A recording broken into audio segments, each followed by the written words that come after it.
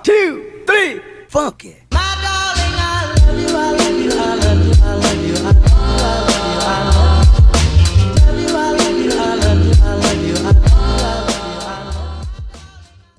Assalamualaikum warahmatullahi wabarakatuh. Selamat malam, Kak. Waalaikumsalam warahmatullahi wabarakatuh. Selamat malam, Mbak. Perkenalkan, nama saya Nadia Rifani Putri dan rekan saya. Saya Ineska Junistia Rantesalu. Kami berdua dari Program Studi Kedokteran Program Sarjana Fakultas Kedokteran Universitas Lambung Mangkurat Angkatan 2021. Baik, sebelum kita memulai lebih lanjut, mungkin Kakak dapat memperkenalkan diri dulu, nama Kakak siapa dan pekerjaan Kakak saat ini apa? Ya, terima kasih Mbak atas waktunya. Perkenalkan, nama saya Septiadi Bayu Eki Samudra Istiono. Saat ini saya sedang menjadi seorang mahasiswa di Universitas Negeri Yogyakarta. Kalau boleh tahu nih Kak, panggilannya siapa nih? Bisa dipanggil Adi saja Mbak. Baik, pada malam ini kami ingin mengedukasi Kak Adi salah satu dari keempat topik yang sudah kami persiapkan, yaitu yang pertama mental health, yang kedua kebersihan, yang ketiga penyakit menular seksual, dan yang keempat COVID-19 dan vaksin.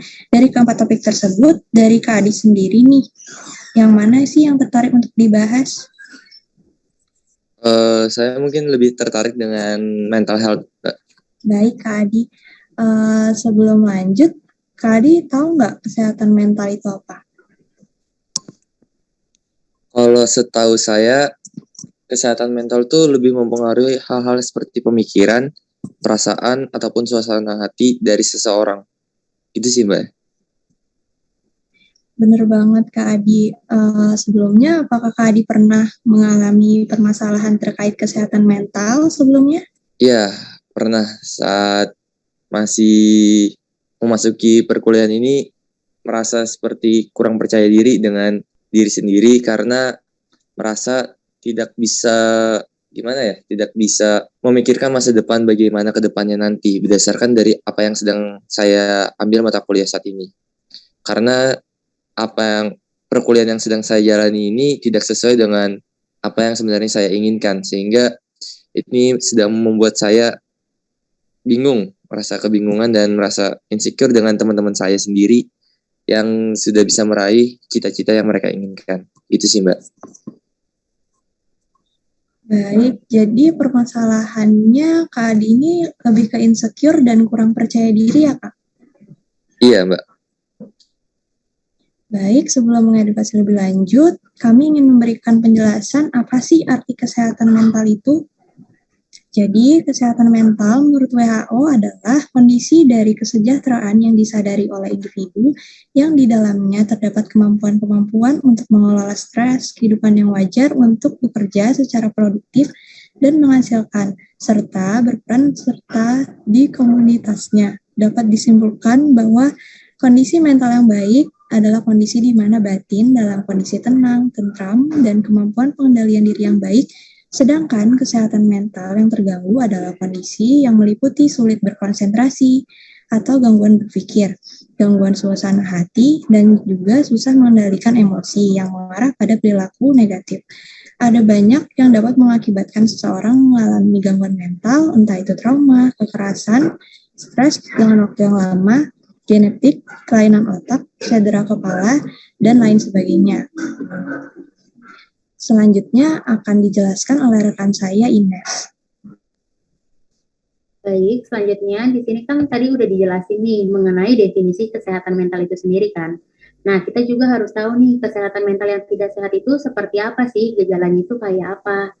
Nah, di sini saya akan mencoba nih untuk menjelaskan dan memberikan edukasi mengenai beberapa gejala mental yang tidak sehat. Yang pertama, terjadinya perubahan sifat. Contohnya nih, kayak awalnya ada seseorang yang dia tuh sering ceria, sering ketawa-ketawa bersama teman-temannya, tapi karena adanya perubahan sifat itu dia menjadi lebih sering diam dan mau sendiri saja. Yang kedua, dia itu merasa cemas atau ketakutan akan suatu hal. Jadi kayak insecure tadi itu sendiri juga termasuk gejala mental yang tidak sehat. Yang ketiga, itu sering sakit atau imunitas tubuh itu lebih mudah menurun. Yang keempat, perubahan pola tidur. Pola tidur ini bisa berubah, bisa jadi dia susah untuk tidur atau bisa juga dia terlalu banyak tidurnya. Yang kelima, dia bisa saja menjadi pribadi yang kemudian moodnya itu tidak teratur, kadang dia moodnya bagus ataupun tidak bagus. Jadi kita juga sulit nih untuk mendeteksi dia tuh moodnya baik apa enggak. Nah, agar kita nih punya kesehatan mental yang sehat, tentunya ada beberapa tips nih untuk menjaga kesehatan mental kita. Tipsnya itu yang pertama, kita harus sadar nih bahwa merasa khawatir itu adalah hal yang normal. Khawatir itu memang hal yang normal, tetapi kita jangan terlalu memikirkan bahwa khawatir itu terlalu normal sehingga kita itu kayak abai dengan rasa khawatir yang kita punya sendiri. Yang kedua, buatlah rutinitas untuk mempertahankan perasaan normal itu sendiri. Yang ketiga, mencari pengalihan yang positif. Kalau misalkan kita udah berpikir nih kayaknya kita nggak mungkin ngelakuin suatu hal karena kita udah nggak percaya diri duluan, itu kita harus ubah nih biar kita memiliki pemikiran yang positif itu sendiri. Yang keempat, kita harus juga berkomunikasi dengan teman-teman kita, tetapi kita harus tahu juga teman-teman kita ini membawa pergaulan yang baik atau tidak, karena ada juga teman yang justru malah membuat kesehatan mental kita malah jadi tidak sehat. Yang kelima, kita harus juga fokus pada diri sendiri. Jangan terlalu memikirkan orang lain sampai diri kita sendiri nggak kita pikirin. Yang keenam, selami perasaan kita sendiri. Yang ketujuh, kita juga harus berbaik hati pada diri sendiri dan juga orang lain. Yang kedelapan, kita harus jaga kesehatan fisik. Contohnya kita harus makan makanan yang sehat dan juga berolahraga. Dan yang kesembilan, mencari sumber informasi yang terpercaya mengenai kondisi situasi terkini. Batasi juga nih penggunaan media jika dirasa terlalu banyak memberikan informasi yang negatif. Nah, mungkin sekian saja nih penyampaian edukasi pada kali ini. Tapi sebelumnya itu, apakah edukasi yang telah kami berikan ini dapat diterima dengan baik? Bisa, Mbak. Terima kasih atas penjelasan dan solusi yang diberikan. Semoga kedepannya saya bisa memperbaiki diri lagi. Terima kasih, Mbak. Oke, baik. Terima kasih juga, Mas, atas perhatiannya. Sekian dari kami. Wassalamualaikum warahmatullahi wabarakatuh. Terima kasih banyak, Kak. Waalaikumsalam warahmatullahi wabarakatuh. Terima kasih, Mbak.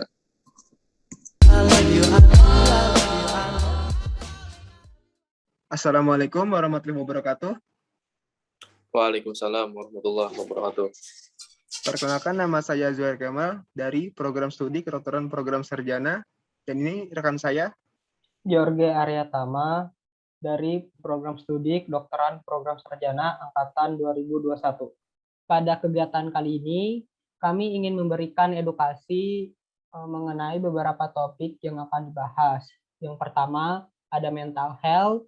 Yang kedua, ada kebersihan. Yang ketiga, ada penyakit menular seksual. Dan yang keempat, ada COVID-19 dan vaksin.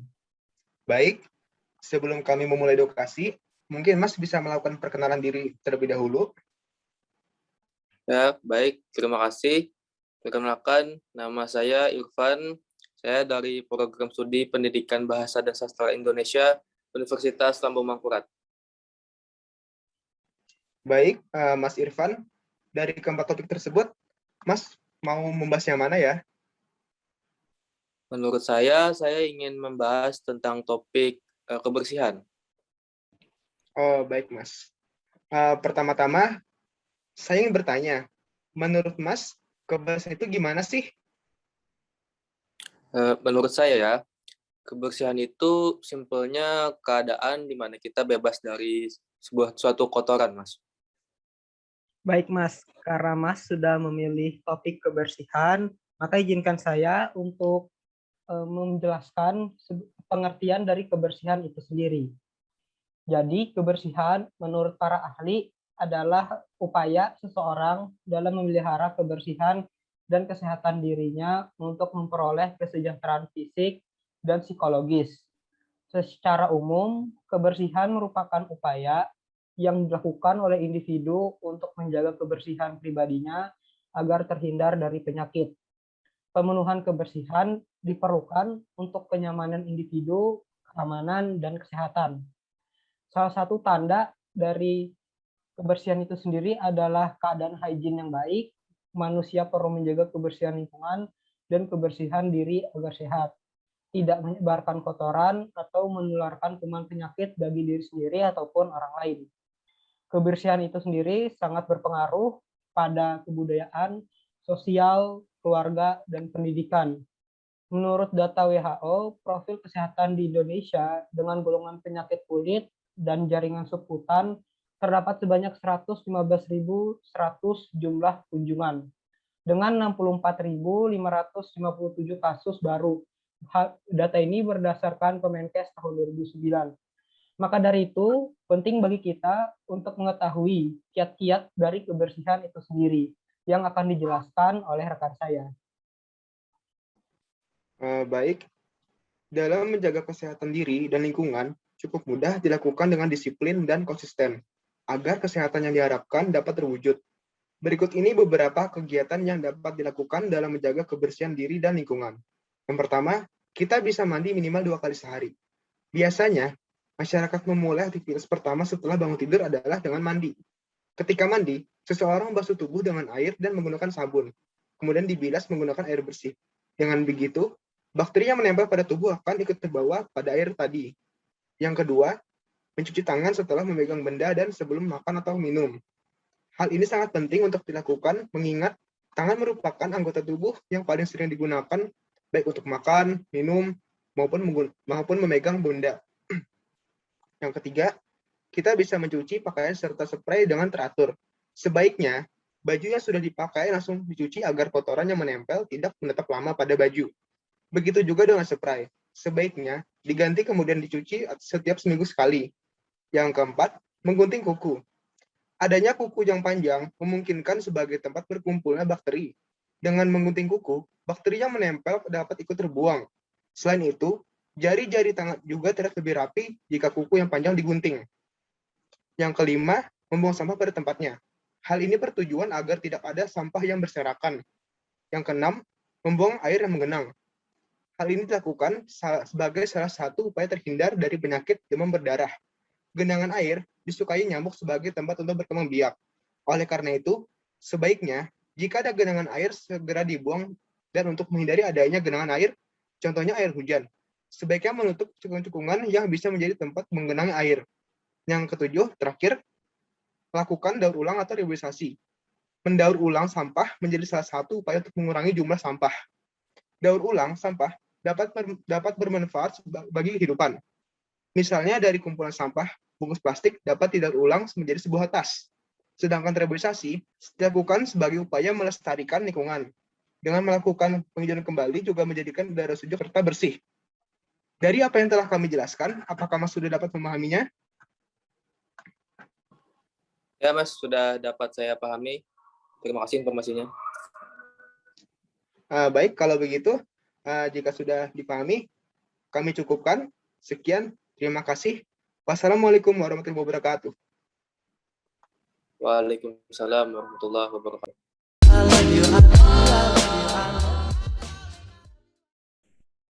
Assalamualaikum warahmatullahi wabarakatuh. Selamat malam, Kak. Perkenalkan, nama saya Helma Febrianti dari Program Studi Kedokteran Program Sarjana, dan ini adalah rekan saya, yaitu Devi dan Agatha.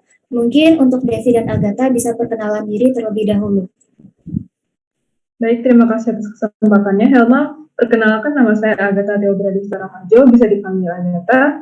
Selanjutnya, Devi, silahkan. Perkenalkan, nama saya Anastasia Devi Jonita Raka Putri. Baik, terima kasih. Sekarang mungkin giliran kakak yang memperkenalkan diri kakak. Bisa sebutkan nama dan pekerjaan kakak. Perkenalkan, nama saya Marlali Devianti. Kalian bisa panggil Devi. Saya bekerja di Apotek Sejahtera dan ada part-time di klinik Nirwana. Saya juga seorang mahasiswa semester 1 Prodi D3 Farmasi di Stikes ISKI. Baik, terima kasih Kak. Di sini kami membawakan 4 topik nih Kak. Ada topik mental health, kebersihan, penyakit menular seksual, COVID-19, dan vaksin. Kira-kira kakak tertarik pada topik apa nih, Kak? Penyakit menular seksual, boleh? Baik, Kak. Sebelum masuk lebih jauh, mungkin kami akan mengadakan survei sedikit. Bisa dilakukan oleh Agatha. Terima kasih, Kak. Maaf Kak, izin bertanya. Pertama-tama saya ingin mengetahui sejauh mana Kak mengenal mengenai topik penyakit menular seksual ini. Kalau boleh tahu Kak, menurut Kakak apakah penyakit menular seksual itu? Menurut saya pribadi, penyakit menular seksual itu merupakan suatu penyakit pada sistem alat reproduksi, baik tertular secara langsung maupun tidak langsung. Baik Kak, terima kasih atas jawabannya. Apakah Kakak mengenal cara untuk mengetes penyakit seksual itu? Kalau untuk mengetes secara langsung tanpa medis, sepertinya menurut saya tidak bisa ya, karena agak susah ya. Mungkin ada perubahan dalam dirinya yang diri masing-masing biasa merasakan. Itu aja sih menurut saya. Baik Kak, penyakit apa saja yang Kakak tahu? Saya lebih tahu ke umumnya aja sih yang biasa umum di masyarakat seperti HIV/AIDS, ada gonorrhea juga. Menurut Kakak bagaimana cara mencegah penyakit menular seksual ini? Menurut saya paling utama tidak melakukan seks bebas, tidak menggunakan alat kontrasepsi yang berulang, terus menjaga kebersihan juga. Kalau memang ada sesuatu hal yang berhubungan tentang reproduksi merasa lain, lebih baik dicek lagi terlebih dahulu daripada sebelum menyebarkan ke orang lain. Baik, terima kasih Kak atas kerjasamanya. Saya di sini akan membawakan pengertian dari penyakit menular seksual itu sendiri. Jadi infeksi menular seksual atau penyakit menular seksual itu adalah infeksi yang menular melalui hubungan intim. Tapi tidak hanya melalui hubungan intim saja, namun penularan juga dapat terjadi melalui transfusi darah dan juga berbagai jarum suntik dengan penderita. Infeksi juga dapat ditularkan dari ibu hamil ke janin, baik selama kehamilan atau saat persalinan. Dan tes yang dilakukan untuk mengenali penyakit menular seksual ini adalah tes darah atau tes urin. Tes ini dilakukan untuk mendeteksi virus seksual. Dokter juga akan melakukan tes usap untuk mengambil sampel cairan tubuh di sekitar area kelamin. Sampel ini kemudian akan diperiksa di laboratorium. Selanjutnya bisa dilanjutkan untuk Helma.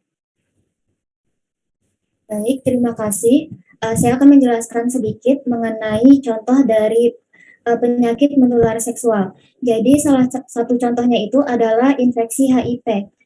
Infeksi HIV disebabkan oleh virus yang menyerang sistem kekebalan tubuh. Penyebaran virus ini dapat terjadi melalui hubungan seks tanpa kondom, berbagi penggunaan alat suntik, transfusi darah, atau saat persalinan. Terima kasih. Selanjutnya, saya akan mencoba untuk membagikan tips bagaimana cara mencegah penyakit menular seksual. Seperti yang sudah kakak katakan tadi, memang benar. Saya di sini ingin menambahkan sedikit, yaitu selain menghindari seks bebas, kemudian tidak bergonta-ganti pasangan, menggunakan alat kontrasepsi yang benar pada sewaktu berhubungan seks dan tidak menggunakannya berulang kali, serta menjaga kebersihan diri, ada cara lain yaitu dengan melakukan vaksinasi, di mana yaitu adanya vaksinasi HPV, yaitu vaksinasi yang digunakan untuk mencegah penyakit seperti hepatitis B dan kanker serviks. Dan yang terakhir yaitu berhati-hati pada waktu melakukan hubungan seks, di mana memilih aktivitas seksual yang tidak beresiko. Mungkin sekian saja itu yang dapat saya sampaikan. Apakah kakak mungkin lebih mengerti mengenai penyakit menular seksual yang dari apa yang kami sampaikan pada hari ini? Sudah, saya mengetahui beberapa hal dari edukasi yang kalian berikan. Terima kasih. Terima kasih kembali Kak karena sudah menyempatkan waktu untuk menjadi responden kami pada malam ini. Kurang lebihnya kami mohon maaf. Wassalamualaikum warahmatullahi wabarakatuh. Waalaikumsalam warahmatullahi wabarakatuh.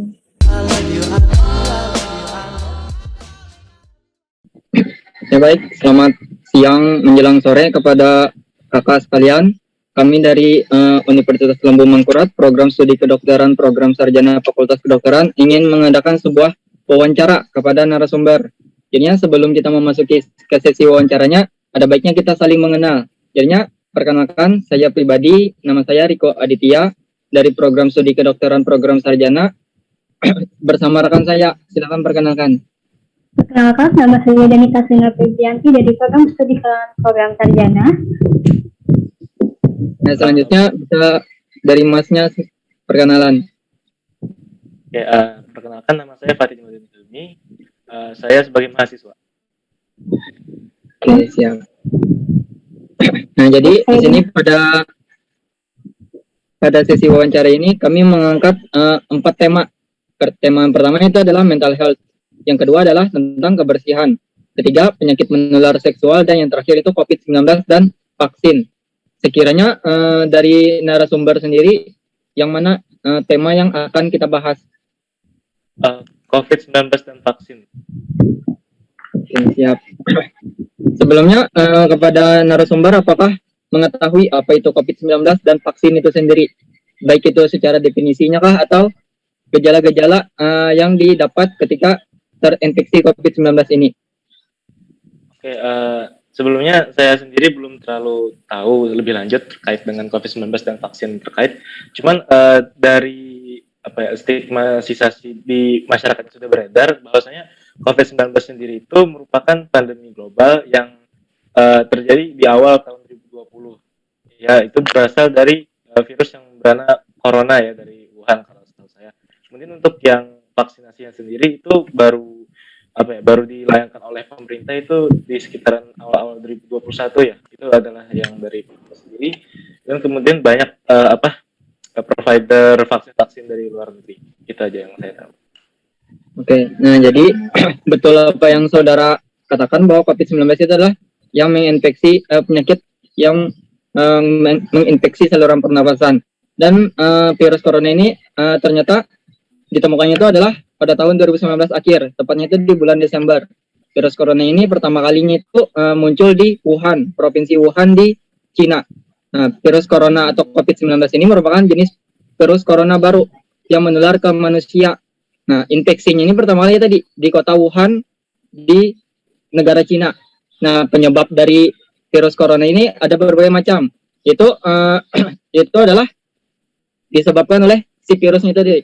Virusnya adalah nama virusnya itu adalah SARS-2. Itu adalah Severe Acute Respiratory Syndrome 2. Nah, ini kan merupakan virus corona jenis baru. Virus corona yang menginfeksi saluran pernapasan. Nah, adapun gejala-gejala yang didapat itu adalah berupa semisal demam tinggi, lalu terganggunya sistem pernapasan dan lain-lain. Nah, penularan virus corona ini dapat ditularkan antar manusia. Maksudnya penularannya ini secara droplet atau melalui cairan tubuh manusia. Contohnya ketika seseorang itu cairannya melalui mulut. Ketika kita berbicara kan kita mengeluarkan yang namanya droplet, percikan-percikan air kecil. Nah, itu menjadi media di mana virus corona ini dapat menyebar. Nah, itu dari tentang COVID-19 yang dapat saya edukasikan kepada saudara. Kemungkinan tentang vaksin. Nah, bahwa kan untuk menghindari penularan virus corona ini, kita menerapkan yang namanya menerapkan beberapa langkah, yaitu protokol kesehatan. Di samping protokol kesehatan itu tidak cuma cukup di protokol kesehatan. Kita juga sebagai masyarakat perlu memperhatikan yang namanya vaksinasi dalam melawan virus corona. Nah, tentang vaksinasi akan dijelaskan oleh rekan saya selanjutnya.